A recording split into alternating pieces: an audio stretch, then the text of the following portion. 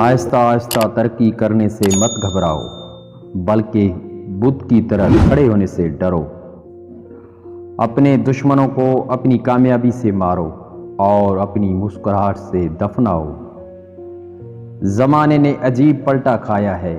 پہلے لوگ عبادت چھپ کر اس لیے کرتے تھے کہ کہیں شہرت نہ ہو جائے، اور اب اس لیے چھپا کر کرتے ہیں کہیں لوگ مذاق نہ اڑائیں۔ بدلہ لینے سے پہلے یہ ضرور دیکھ لیا کرو کہ تم اپنے خدا کے نزدیک کتنے قصوروار ہو۔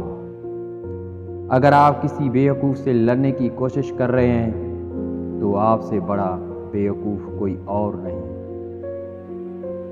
یہ کبھی بھی خیال نہ کرنا کہ ظالم جو کچھ کر رہے ہیں اللہ ان سے بے خبر ہے۔ وہ تو انہیں اس دن کے لیے مہلت دے رہا ہے جس دن ان کی نگاہیں پھٹی کی پھٹی رہ جائیں گی۔ عورت کا پہلا غرور اس کا حسن ہوتا ہے اور آخری غرور اس کے بچے ہوتے ہیں۔ اپنے آخری غرور کو مکمل کرنے کے لیے وہ اپنے پہلے غرور کو خاک میں ملا دیتی ہے۔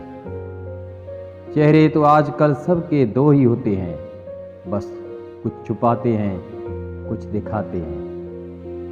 کنایت سے کوئی شخص بھوکا نہیں مر جاتا اور حرص سے کوئی شخص بادشاہ نہیں ہو جاتا۔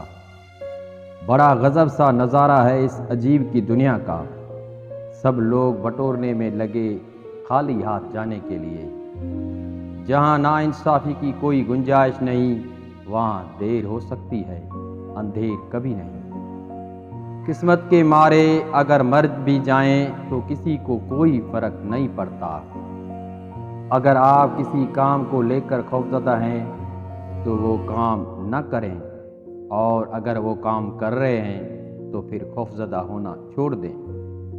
نصیحتوں کو پڑھ کر تبدیلی نہیں آتی، نصیحتوں پر عمل کر کے تبدیلی آتی ہے۔ چھوڑنے والے کیا جانیں یادوں کے بوجھ کتنے بھاری ہوتے ہیں۔ میری لڑائی خود سے ہے، مجھے خود کو ہرانا ہے۔ دنیا میرا نشانہ نہیں، میرے اندر ایک زمانہ ہے۔ زندگی میں یہ بات ہمیشہ یاد رکھنا کہ بھروسہ ایک ربڑ کی طرح ہوتا ہے، ہر غلطی کے بعد اور چھوٹا ہوتا جاتا ہے۔ جو آپ کے پیچھے بات کرتا ہے اس کی فکر نہ کریں، کیونکہ وہ پیچھے رہ جانے والوں میں سے ہے۔ ناکامی پر خود کو کوستے نہ رہیں، آغاز کریں، کیونکہ دوسرا موقع ہمیشہ آپ کا منتظر رہتا ہے۔